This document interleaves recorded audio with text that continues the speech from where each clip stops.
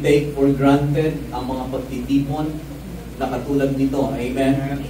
Habang may pagkakataon tayo na we can gather together, let's gather together, let's worship the Lord. Kasi hindi natin alam yung mga panahon. Amen? Hindi natin alam ang panahon. So, katulad ng sinasabi ng Biblia, huwag natin kaligtaan ang mga pagtitipon. Katulad ng yung iba na kaligtaan na, but let us encourage one another. Even so, and even more, as we see the day approaching, na nakikita natin na malapit ng pagbabalik ng Panginoon, so let us encourage one another, magpalakasan. Kasi ang ibig sabihin nun, na tayo ay kung hindi tayo magpapalakasan sa isa't isa, kasi may mga pagkakataon talaga na madi-discourage ka. Amen po ba? At hindi mo pa hahatakin ang sarili mo kasama ng ibang mananampalataya, hahatakin ka ng ibang puwersa. Puwersa ng mundo ang hahatak sa'yo. Right? At patuloy ka manghihina na hindi mo makikita kung ano ang kalooban ng Diyos sa buhay mo at makukonfuse ka, sino nga ba ako? Bakit ako nandito? Right? Baka ano na ang gawin mo sa mundo? Baka ito talaga ang pinagagawa ng ang gusto kong gawin, ganito talaga. But that was not hindi yun ang intensyon ng Panginoon na pagawa sa iyo. But let's encourage one another, amen? Even as we see the day approaching. So salamat din sa Panginoon sa pagkakataong ito that I am able to. Salamat sa Panginoon, right? Salamat sa Panginoon that still we're able to minister the Word of God to you, amen? Amen. And we don't take that for granted. May mga tao na, alam niyo may mga tao na of course, wala na din, they're not in the game. Umuwi na sa Panginoon, right? But habang nandito tayo, let's take advantage of those things. Nakakapag-minister pa tayo. Sister Winnie, nakakaawit ka sa Panginoon, nakakapag-lead ka, lead with excellence. Amen? Lead with strength. Amen? Ang bawat isa sa atin, nagagamit tayo ng Panginoon, then let's take that opportunity to be used by the Lord. Amen. Praise the Lord. Hallelujah. So sa umagang ito ay nais kong buksan natin ang ating mga Biblia sa 2 Corinthians chapter 4 verse number 16 and to 18. I was meditating during the week kung Lord, what do you want? Anong nais mong sabihin, i-minister sa bawat isa sa amin? And these things, I was reminded of this. Na-remind sa akin ng Panginoon itong scripture na ito going back last week. It spoke to me strongly. Basahin na lang natin ito sa Message Bible for the sake of time. Ang sabi ni Paul dito, so we're not giving up. How could we? Even though on the outside it often looks like things are falling apart on us, right? Para bang nagkakabalik-baliktad na mga pangyayari sa panglabas. Subalit sabi ni Paul, we're not giving up. Right? We're not giving up. Hindi kami tumitigil, hindi kami nag-quit. Even though the outside often looks like things are falling apart on us, on the inside, where God is making new life, not a day goes by without His unfolding grace.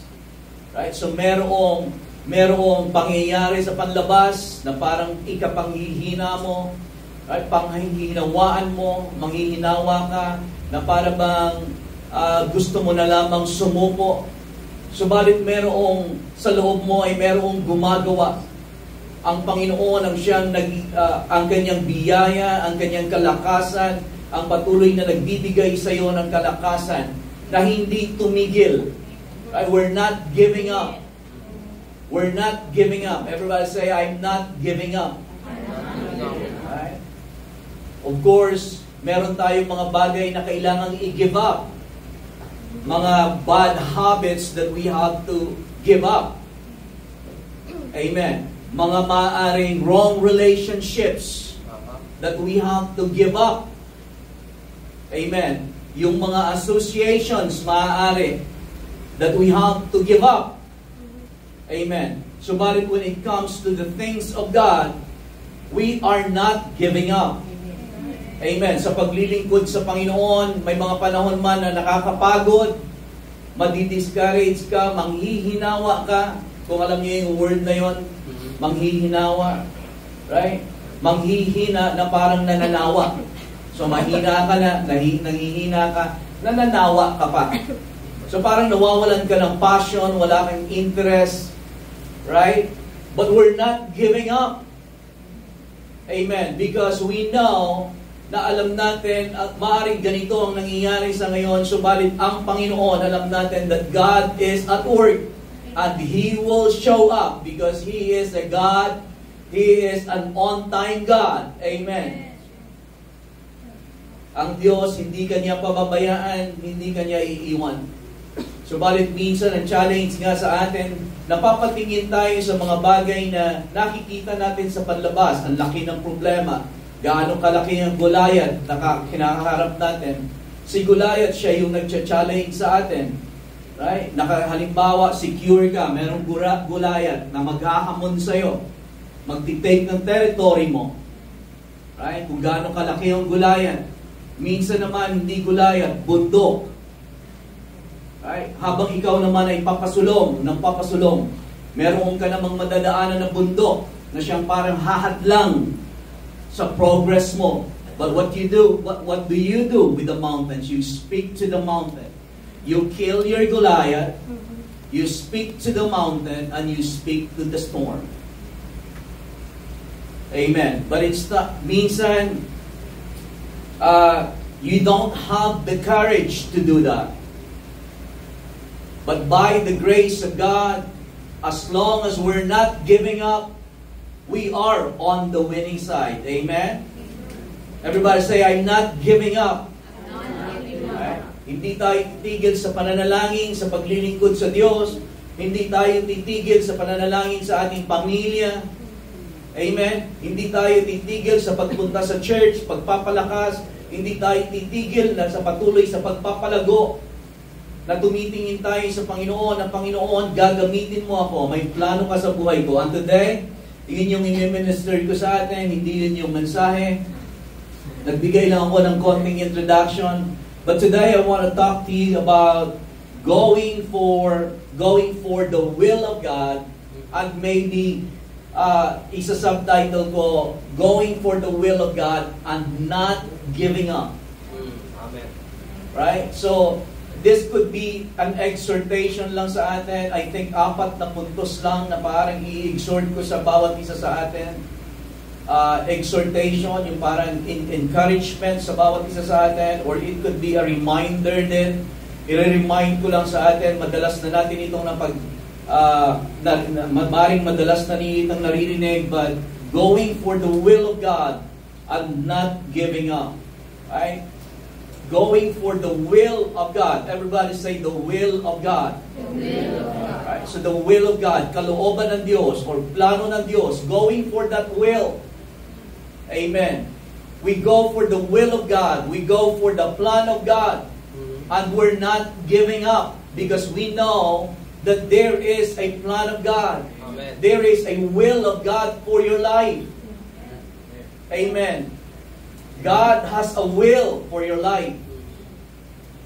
Amen. God has a plan for your life. God has a will for your life. The enemy has a will for your life. Maaaring ang mga magulang natin, di ba, kung tayo lumaki, halimbawa, may plano ang pagpanganak sa atin, meron ng parang pinaplano ang ating mga magulang sa atin. Na ito ay gusto ko sa anak ko, na siya ay lumaki ng ganito, maging doktor. Mapalad nga tayo, talaga naman ipinanganak tayo dito sa Pilipinas na hindi tayo masyadong nasasapawan ng kultura, ika nga. Ibang bansa, di ba? Ang mga bata, walang karapatan na parang pumili para sa kanilang sarili. Talagang pipiliin ng magulang kung sino ang mapapangasawa. Right? Ano ang kanilang magiging kapalaran.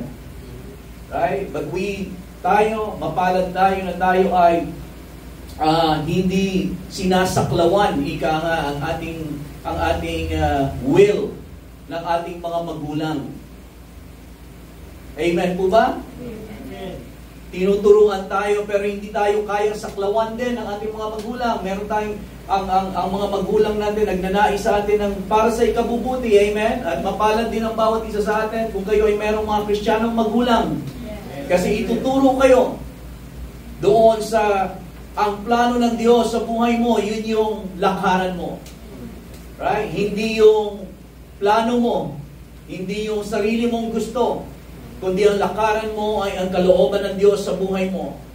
Amen. Sapagkat ang plano ng Diyos sa buhay mo, sabihin ko lang siguro, what is the will of God?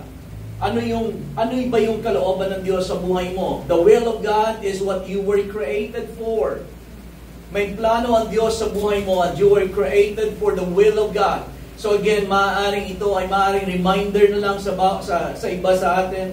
But let me remind you of mga scriptures na ito. Jeremiah chapter 1 verse number 5. Jeremiah 1:5, before I formed you in the womb, I knew you. Before you were born, I sanctified you. I ordained you a prophet to the nations. So sinabi niya ito kay Jeremiah. Ayaw mo na rin balikan yung Isaiah, ang patungkol kay David, ang patungkol kay Paul.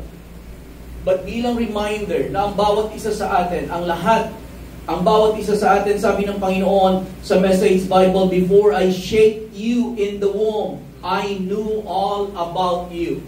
So bago pa man tayo hinubog ng Panginoon sa sinapupunan ng ating ina, may plano na siya sa atin. I knew you. All the days of your life were written before me, even before they came to be. But the question is, can you believe that? Amen. Amen po ba? Amen. But I believe that. I believe that God has a plan for my life. I believe that God has a plan for your life. That you are not an accident. Hindi ka aksidente. Hindi ka naririto sa mundong ito dahil lamang sa kung anumang kadahilanan. But God has a plan for your life. And that is what we're going after. That is what we're going for. Amen po ba? Before I shaped you in the womb, I knew all about you. Before you saw the light of day, bago makita ang liwanag ng araw, I had holy plans for you. A prophet to the nation, sabi niya kay Jeremiah, that's what I had in mind for you. So kay Jeremiah, sabi niya, prophet for the nation. But what about you? Saan ka tinawag ng Panginoon? I have holy plans for you.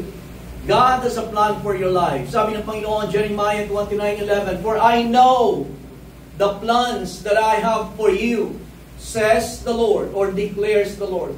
Plans to prosper you and not to harm you. Plans to give you a hope and a future. Amen. And again, uulitin ko, maring sinasabi natin, hindi mo, pastor, alam kung ano ang mga nagawa ko, right? Ano ang mga naranasan ko, ang mga failures ko. No. But God has a plan for your life. Ano man ang napagdaanan natin sa buhay. Gaano man tayo binato-bato ng kaaway. Right? O ano man ang nagawa sa atin ng mundo. Basag-basag man tayo. But God has a plan for your life. And we are going for that plan. Maaaring sinasabi ng iba, matanda na ako, pastor. Right? Still, God has a plan for your life. And we have to desire that plan. Because ang plano ng Diyos sa buhay ng bawat isa sa atin, the plan of God for your life is better than the best plan that you can ever come up with your own life. Sa Tagalog, hindi po ba tayo ay nagpaplano tayo para sa kinabukasan natin, sa buhay natin. Kaya natin ginagawa ang mga bagay, nagsusumikap tayo kasi meron tayong plano. Gusto natin maging maganda ang plano, ang pamilya natin, ang future natin. So nagpaplano tayo. At kahit na makakam up ka ng pinakamagandang plano sa buhay mo, the plan of God is better, mas maganda pa, kaysa sa pinakamagandang plano na maaari mong makam up sa buhay mo. Question again is, can you believe that? Because if you don't believe that, you will not go for that. Amen. Kung hindi mo pinaniniwalaan ang plano ng Diyos sa buhay mo, hindi mo ito hahanapin. Hindi mo ito isisik. Okay na ako, Lord, dito. Kontento na lamang ako dito. But this is again an encouragement for all of us. Because Again, there is an enemy that will fight for that plan. There is an enemy, merong kaaway sa buhay natin na ninanais niya na maglalagay sa atin ng every kind of opportunity sa buhay natin para lamang mailayo ka doon sa pagsunod mo sa plano ng Diyos sa buhay mo. Because the plan of God in your life, that is where you will be most satisfied. The plan of God for your life, in the will of God, is where you are, and you will be most satisfied, fulfilled, and effective. Amen. Akala natin, sa paggagawa natin ng plano sa buhay natin, na kung ako ay makakapag-aral, makakapagtapos, makakapag-ipon ng maraming pera, investment, yumaman ako, doon ako magiging pinaka satisfied and fulfilled sa buhay. No? Ang pera ay hindi makakapagbigay sa atin ng fulfillment. Ang pera ay hindi makakapagbigay sa atin ng satisfaction. There is no satisfaction guaranteed sa pera. Amen? Kahit na po halimbawa sa experience ninyo sa buhay na ito, maaring kayo ay pumunta na, meron kayong mga, halimbawa lang, dati wala kayong cellphone. Nung panahon ng Nokia, right? Na kapag ang mga naka-Nokia 5110, pag sumakay ng jeep ay, talaga naman,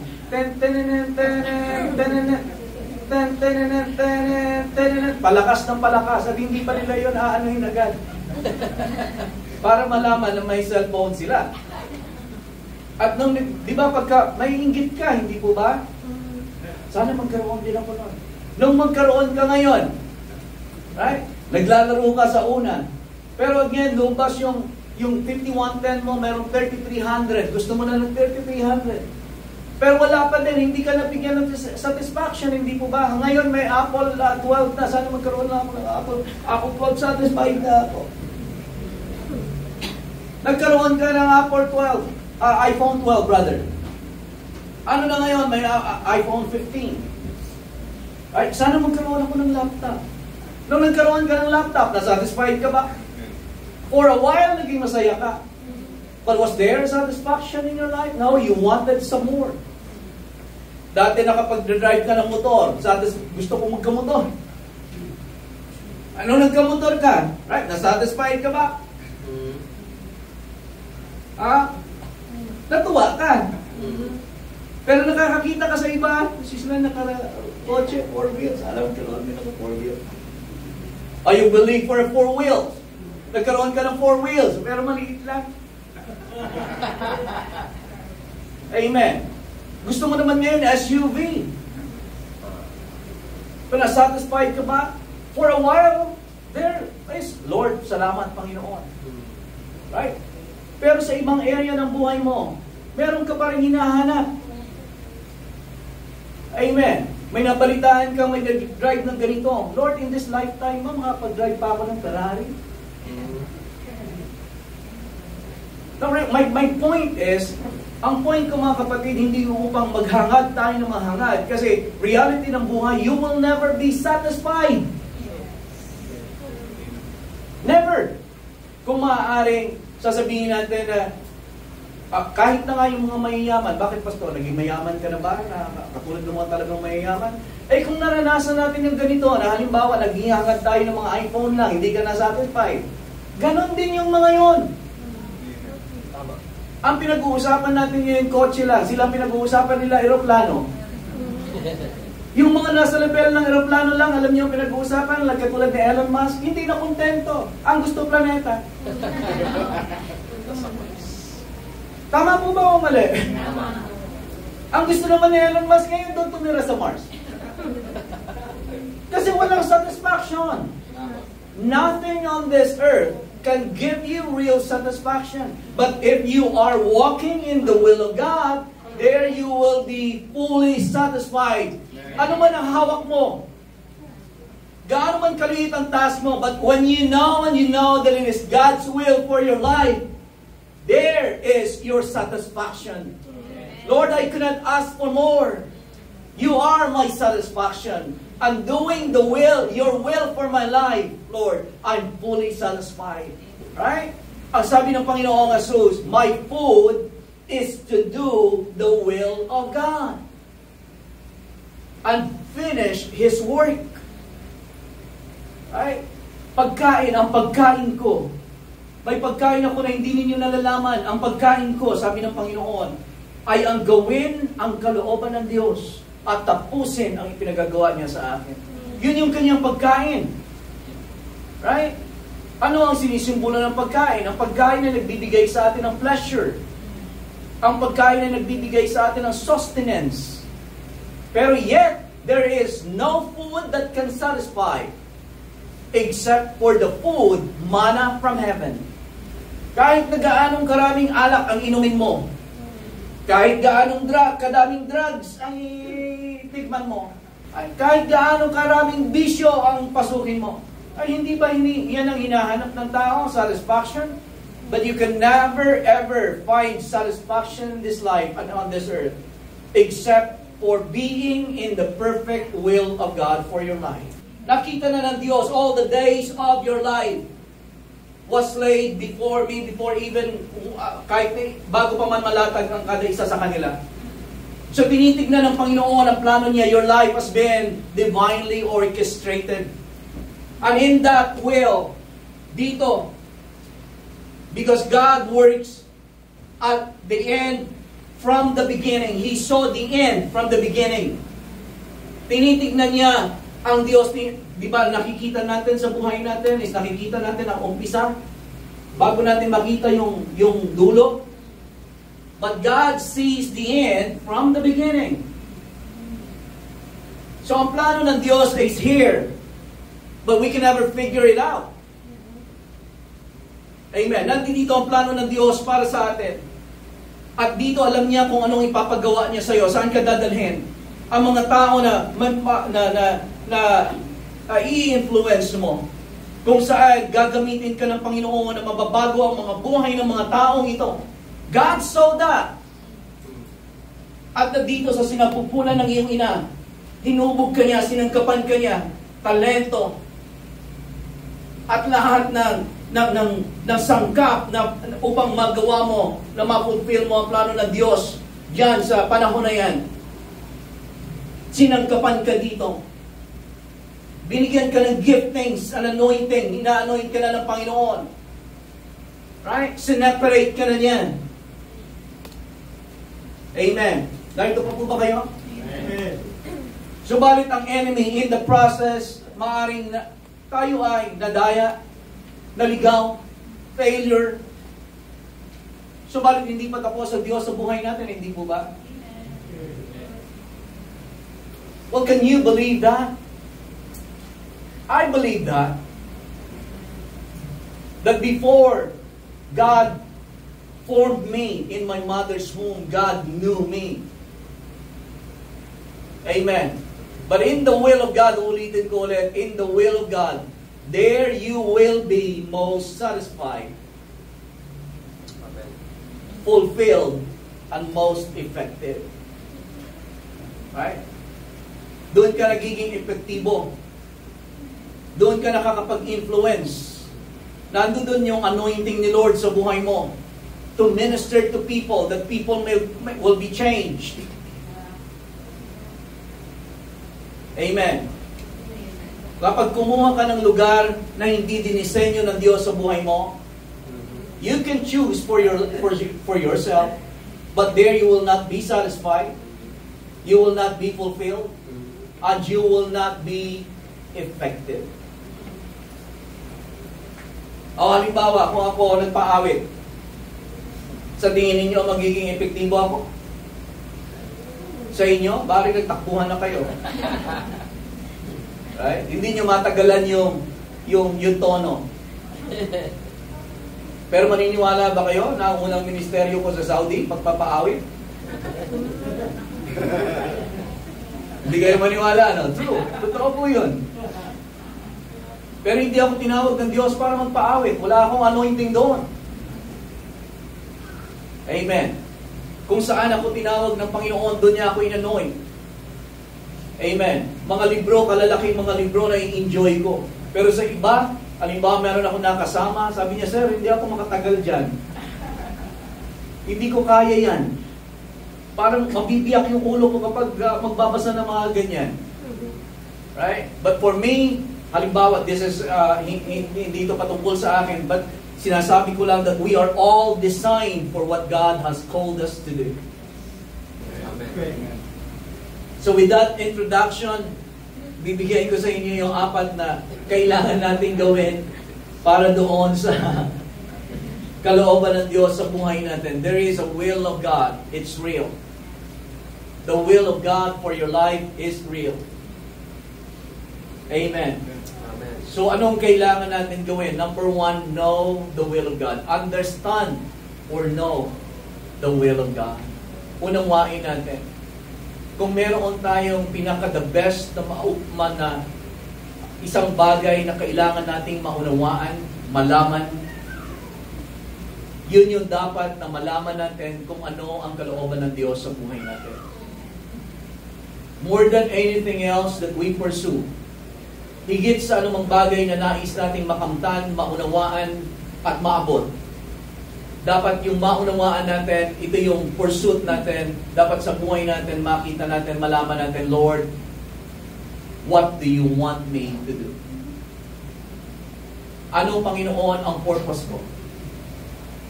Right? Ano ang kalooban mo sa buhay ko?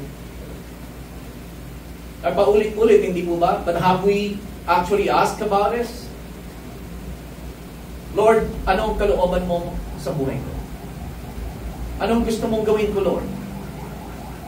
Ano ang purpose ko sa buhay na ito, Panginoon? Have we ever asked those questions? Honest questions sa Panginoon?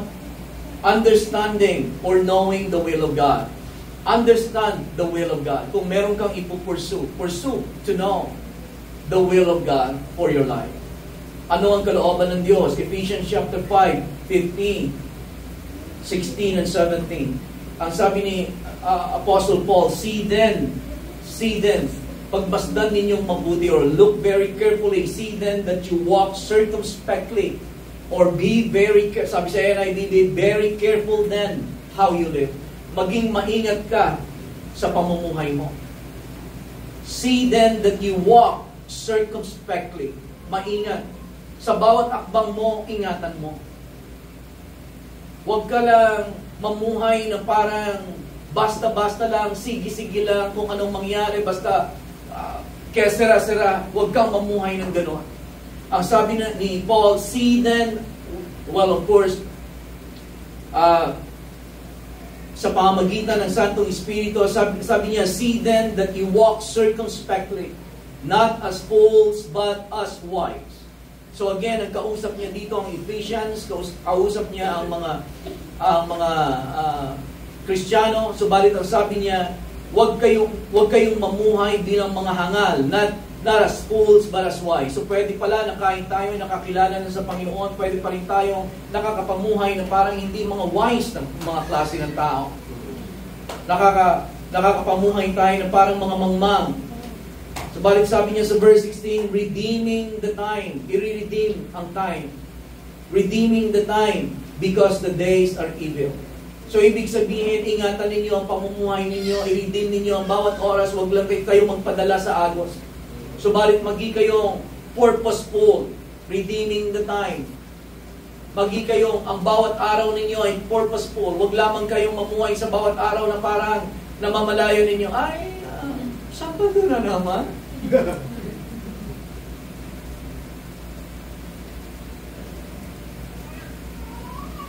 Basahin ko na lang po ito doon sa Amplified Classic. Look carefully then how you walk. So ang walk, yung ibig sabihin niyan, every step, right? Ang walk, may step. Look carefully then how you walk. Live purposefully and worthily and accurately. Right? Praise the Lord. Ganito talaga tayo dapat mamuhay, dapat mga kapatid. Itong mga katagang ito, maaring mga scriptures na ito is way beyond our head. Parang hindi natin hindi natin mahinagap yan sa atin kung paano natin dapat gawin yan, but this is how we should all live. That ganito talaga dapat ang pamumuhay natin. Namumuhay tayo na merong purpose, worthily and accurately, not as unwise and witless, but as wise, sensible, intelligent people. Dapat ganon ang pamumuhay natin. Amen? Amen. At ihahamon ko ang bawat isa sa atin na ganon. Umpisahan natin ipamuhay ang ating buhay na ganon. Na hindi lang tayo mamuhay na kesra-sra sa bawat araw ng ating buhay, including myself.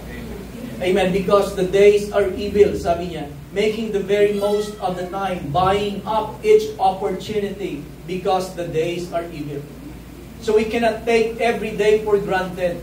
Ang bawat araw ay merong parang kaakibat na opportunity upang tayo ay hatakin doon sa kung ano ang nais na ilayo tayo sa kalooban ng Diyos na mangyari sa buhay natin. Ilayo tayo doon sa kung saan tayo lalakas, lalago at magiging pagpapala sa generation na ito. Nais tayong hatakin ng kaaway, nais tayong sirain ng kaaway, nais tayong isama doon sa mga tao na walang purpose sa buhay upang tayo din ay mawalan ng sense of purpose sa buhay.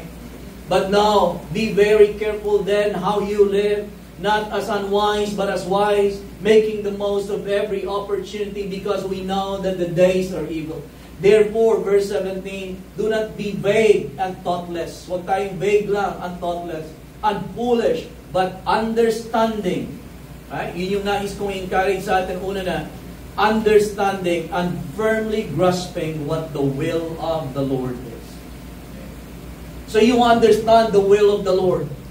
How do you understand? How do you know? Paano mo malalaman? Lord, ask the Lord about it. Panginoon, what do you want me to do? At meron tayong mga bagay. Alam niyo sa Panginoon, ang Panginoon, may mga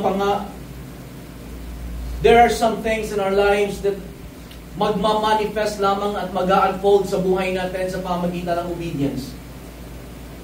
Halimbawa, katulad na sinabi ni Brother Ben kanina, sabi ng Panginoon kay Abraham,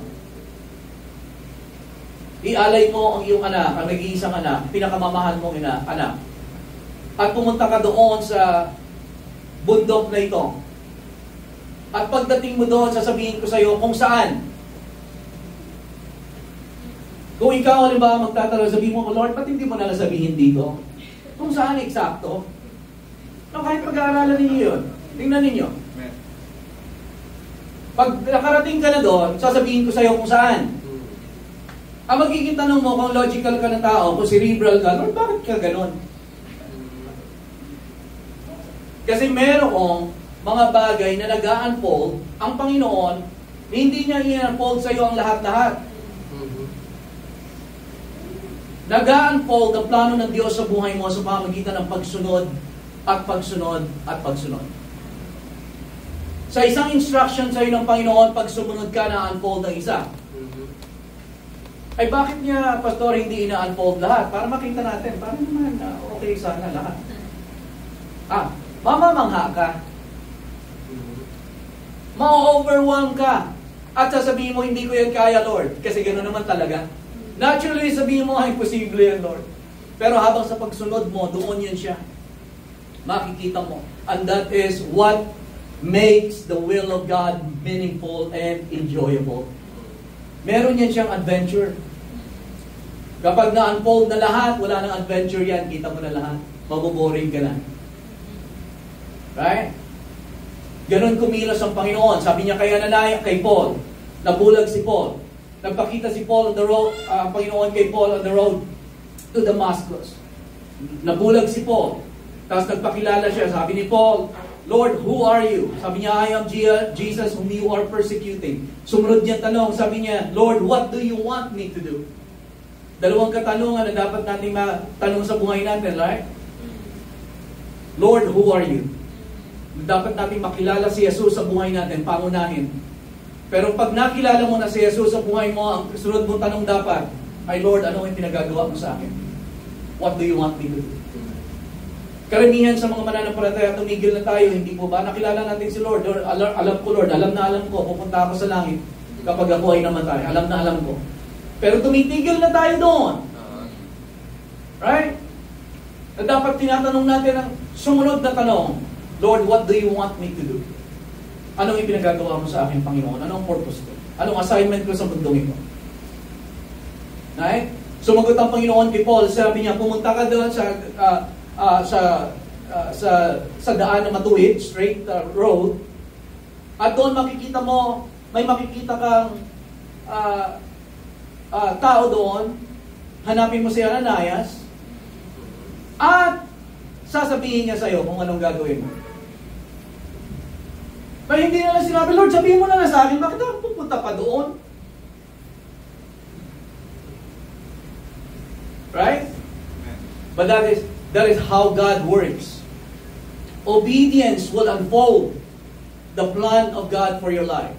Minsan, nasasabihin lamang sa'yo ng Panginoon, magpaawit ka. Mag-back up ka. Ay, minsan ayaw na natin, hindi po ba? Minsan nasasabihin ng Panginoon sa atin, mag-practice ka ng drums. Mag-practice ka ng gitara. Right? Eh minsan ayaw natin, practice. Ako. But that is how God will unfold things in your life. Amen. Kung napagkakatiwalaan tayo doon sa mga ibinibigay na sa atin ng Panginoon, mag-unfold ang mga bagay pa sa'yo. Amen. Amen.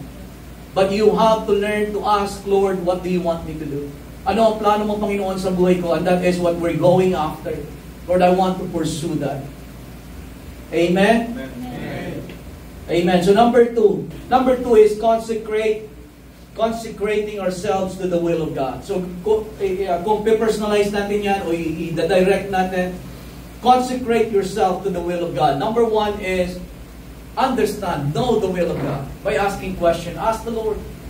Dapat ito yung mga tinatanong natin sa Panginoon. Huwag lang tayo masettle doon sa Lord, alam ko na pupunta ako sa langit. Right? Ask the Lord the question. Huwag natin sabihin, Lord, matanda na ako. No. God will use you. Amen. Lord, alam mo yung mga pinagdaanan ko sa buhay. What a failure I am, Lord. Ang mga kapalpakan na gawa ko. You are already forgiven in the blood, by the blood of Jesus Christ. You are cleansed, Lord. Sa umpisa ngayon, Lord, what do you want me to do? And then number two is, consecrate yourself to the will of God. Amen. I-consecrate mo. Ang ibig sabihin, italaga mo. Kapag naunawaan mo, tinanggap mo na may plano ang Diyos sa buhay mo, i-consecrate mo. Italaga mo na. Hindi ka magiging perfecto maaari. Right? Makakagawa ka ng mga palpak ng mga desisyon. Right? But in your heart, you are consecrated to the will of God. Panginoon, wala akong ibang gustong gawin, kundi ang sundin ang kalooban mo sa buhay ko. Maaaring may mga panahon na ikaw ay madadapa. Ay, bangon ka. Yun yung consecrate na i-separate mo sarili mo. Amen. Nung nasa Saudi ako, way back, hindi ko na sasabihin kung kailan, but nung mga 23 years old ako, 23 or 24, nagtatrabaho ako sa restaurant doon, maganda ang sahod ko.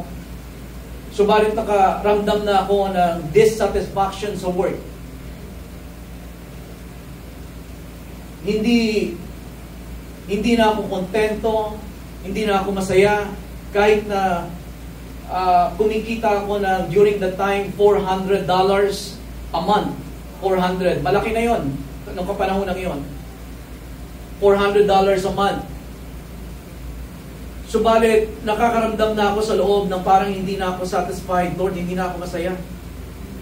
At sabi ko sa Panginoon, I remember may mga usal akong dasal sa Panginoon na napakasimpleng usal lamang na sinasabi ko, Panginoon, kung ipapagamit ko sa iyo, sa mga nalalabing kong panahon o taon sa buhay ko, Panginoon, nais ko na gamitin mo ako. Yun yung usal ko sa Panginoon, yun yung naging parang deal ko sa Panginoon, prayer ko at sa Kanya. At nag-for good ako. Pagdating ko dito, of course, nakapagano din ako sa church. Subalit, hindi naging smooth sailing ang lahat. May mga nangyayari. sa buhay namin. But I made a point, sa katapatan ng Diyos, matapat ang Diyos. I made a point, nag-Bible school ako after ng mga nangyayari, nakapag-Bible school ako. And after that, na-realize ko na ang Diyos ay may plano sa buhay ko. I made that decision na I will pursue God's plan for my life whatever the cost. Sa heart ko, parang meron ako kahit na at the cost of your family, halimbawa maghirap ang pamilya mo, na kung hindi ka magtatrabaho, halimbawa nung mangyayari sa pamilya mo, I made that weight. Tinimbang ko sa sarili ko. Parang nagkaroon ako ng spiritual na timbangan, pamilya o pagsunod sa plano ng Diyos. Sabi ko sa Panginoon, Lord, susunod ako sa iyo. Gagawin ko, Panginoon, ang plano mo sa buhay ko. Hindi ko man alam kung anong mangyayari sa ngayon sa pamilya ko sa ngayon. Subalit alam ko, Panginoon, na hindi mo kami iiwan, hindi mo kami pababayaan. Amen. I made that decision. Gumawa ako ng timbangan. Tinimbang ko na ang sarili ko kung ano ang gagawin ko.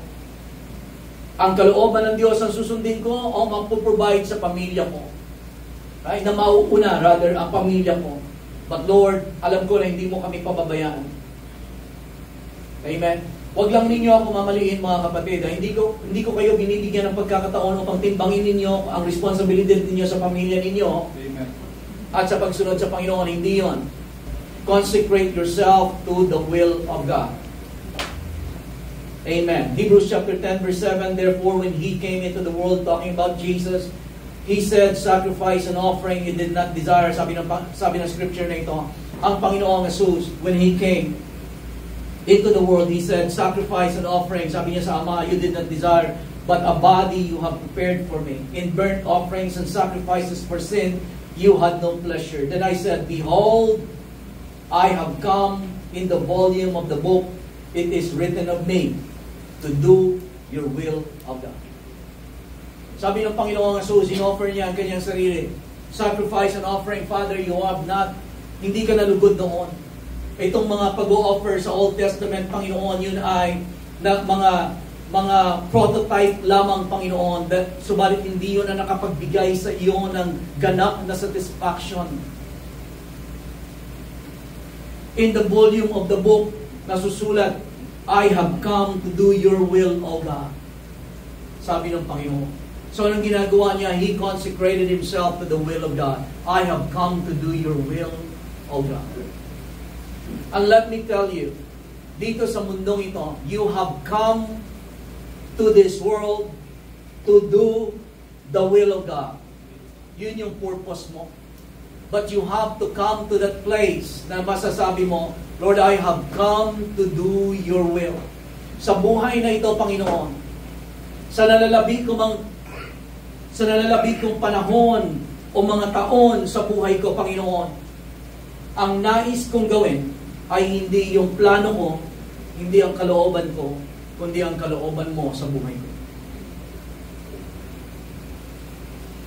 Amen. Maaaring hindi ka magiging mga kapatid, huwag ninyo ako mamaliin. Don't hear what I am not saying. Hindi ko sinasabing mag-quit ka sa trabaho. Hindi ko sinasabing mawalan ka ng gana doon sa mga kung anong ginagawa mo ngayon. Right? But you have to settle that in your heart. Be honest before the Lord. Amen.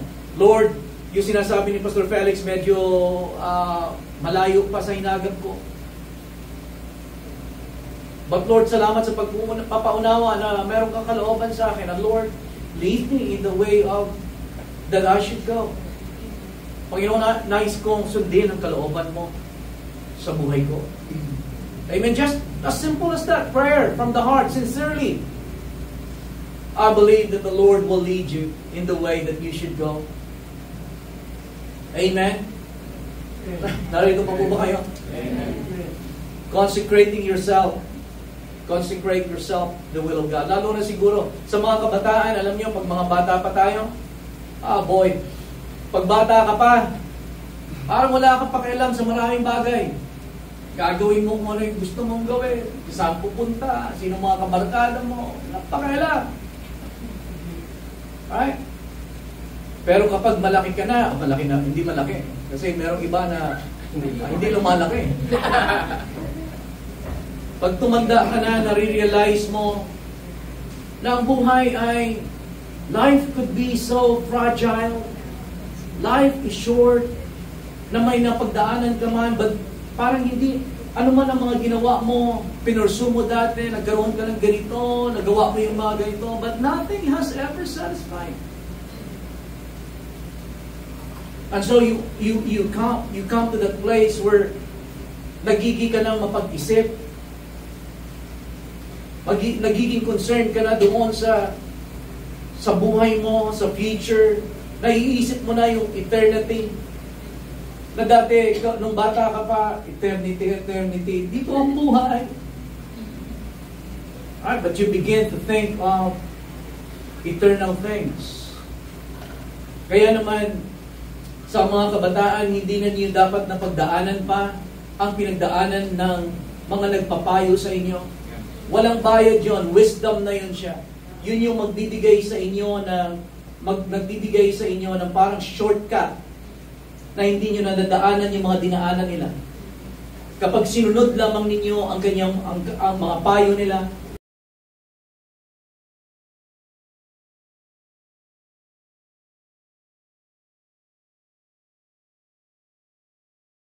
so yun sa mga kabataan, wag ninyong ang siguro masasabi ko lang, wag ninyong sayangin ang buhay. Wag ninyong sabihin, experience ko muna ang buhay. Gusto ko maranasan yon. Nothing can truly and ever satisfy your heart. And nothing can give you fulfillment and happiness and satisfaction except in doing the will of God for your life. John chapter 5:30 sa Amplified, sabi ng Panginoon sa Kristo, sabi niya, I do not seek or consult my own will. Ay, binabasa ko ito, sabihin ninyo, ba, si Jesus naman yan, Pastor. Right? Pero we are the body of Christ. The same Spirit that is with Jesus, ang Espiritu ni Christ, nasa Espiritu mo. And that should manifest in you. Dapat ito din yung buhay mo. Dapat ito din yung prayer mo. Dapat ito, ikaw. Ito tayo.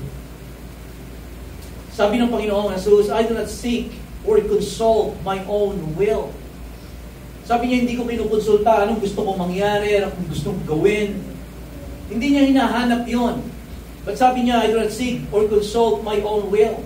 Sabi niya, I have no desire to do what is pleasing to myself.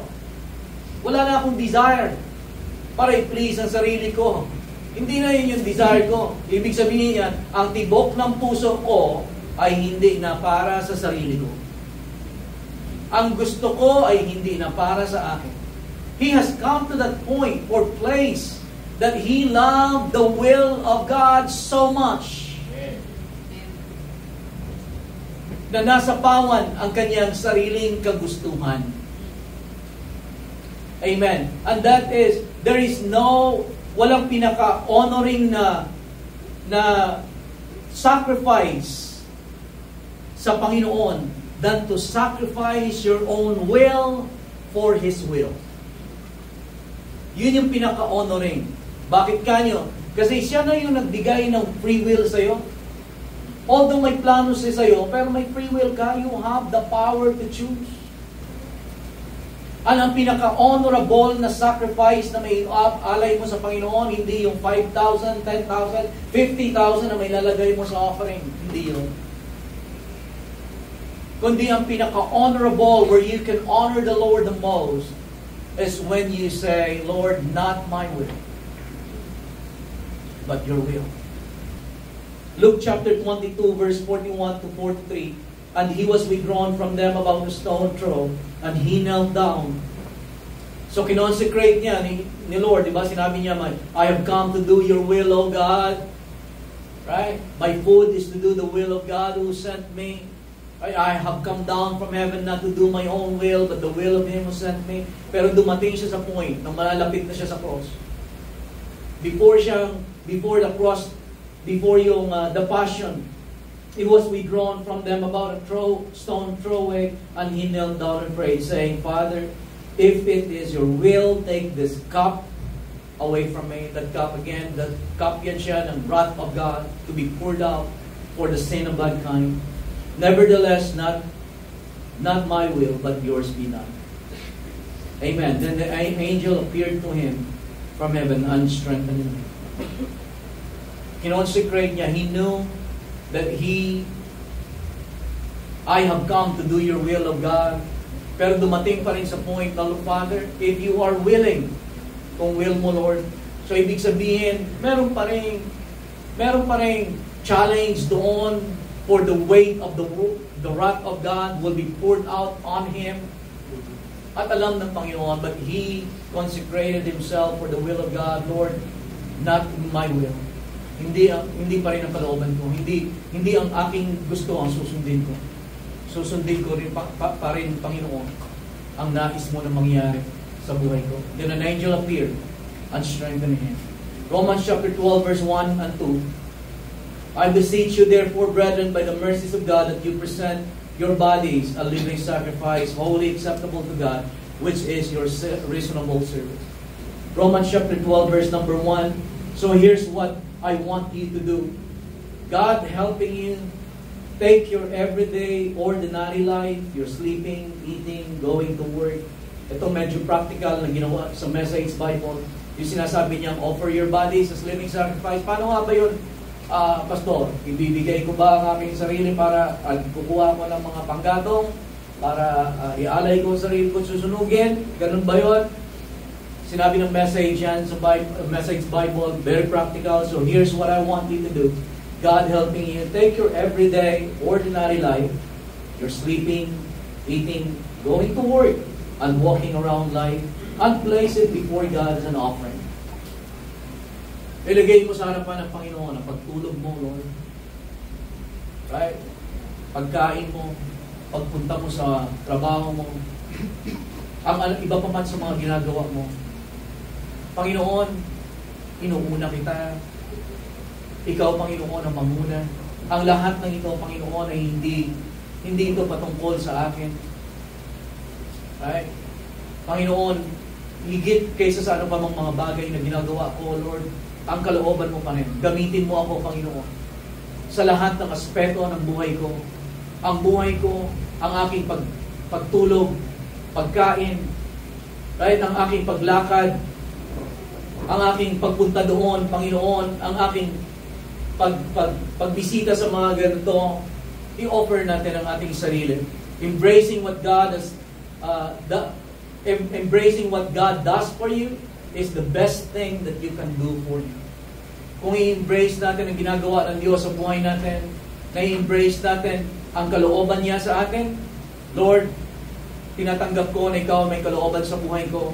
Nais kong lakaran yun, Panginoon. At kung i-embrace mo yun, at ipagpapalit mo yun sa iyo, yun yung ipagpapalit mo sa Kanya, yung Lord, not my will, but your will be done. Amen? Yun yung isang bagay na magagawa natin. Best thing that we can honor God in our life is to offer our lives as living sacrifice. But ang challenge ko sa bawat isa sa atin, the will of God is real. Amen. At kung paano man tayo maaaring tayo na-distract, right? Ang mensahe ito ay para sa bawat isa sa atin. Right? Kung ano man ang nakapag-distract sa atin, we come before the Lord just as we are. Ang Lord, forgive me, forgive us. Kung kami man, Panginoon, ay maaaring lumayo dito o nadaya kami sa ibang daan, Panginoon, we want to get back on track. Doon naman sa hindi pa, alam mo na may plano ang Diyos sa buhay mo pero hindi mo alam, you ask the Lord. Amen. Upang pangunahan ka ng Panginoon, understand what the will of the Lord is. And then, ang pangalawa ko lang, challenge sa atin, consecrate yourself to the will of God. Father, I'm here to do your will. Panginoon, salamat na may plano ka sa buhay ko. At salamat ka sa katapatan mo, Panginoon. Alam ko na nandito pa rin ako. Nakatayo pa rin ako, Panginoon. Lord, alam ko na hindi din ito patungkol sa pagiging perfecto. But Lord, lead me in the way that I should go. Panginoon, mag-unfold sa akin ang kalooban mo in every step of the way. But Lord, I am here to serve you. Amen? Tayong lahat ay umuko.